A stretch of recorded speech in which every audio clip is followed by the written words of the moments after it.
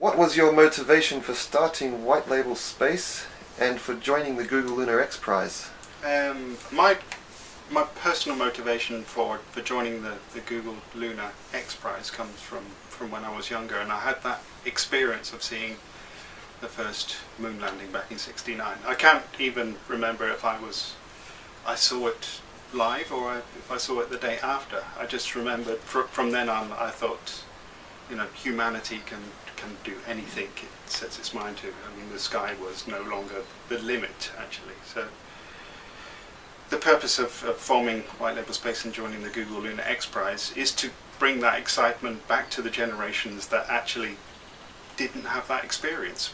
We're getting to the point where people are no longer believe that humanity can actually achieve anything it sets its mind to, and we've proven that it's possible. If you put enough energy, thought and resources behind it, we can achieve really great things.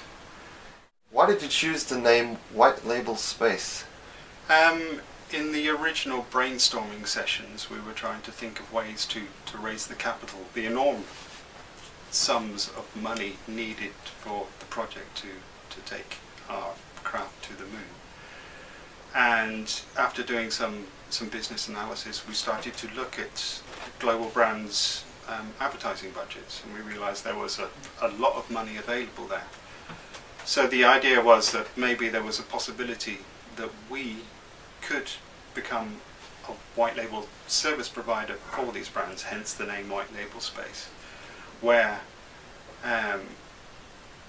they would provide funding for our project, and we would provide them with an unbranded platform to take their brand to the moon, basically. So, tell us a little bit about the experiences in creating the team, which is so large and distributed.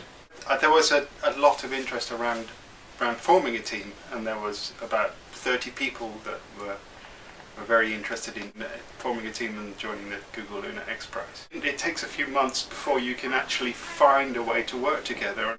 Now we're getting to the point where it's actually possible to define goals and work on topics, and the team is starting to gel. But I think now in hindsight I can see that maybe it would have been better to have a smaller core team from the beginning, set some realistic goals and objectives, and then gone out to a larger group. It has been a great experience. It can be a bit frustrating at times, but overall we're moving towards our goal, and I think it's been very, very positive. What are the realistic chances for White Label Space to win the Google Lunar X Prize? Before we can know if there's a realistic chance of winning the competition, we have to have a realistic plan to actually perform the mission. And we're quite a long way into the preliminary design, but we feel that we can't really go out with that preliminary design until it's watertight and rock solid. Once we have a value proposition to offer to our investors, then we have a chance to actually move to the next step. It's a series of steps. So basically, first of all, you have the raw resources, which are the space professionals which are in our team, the people that contribute to the project. The next step is getting that preliminary design in place, and then once that's there, we have a value proposition to sell.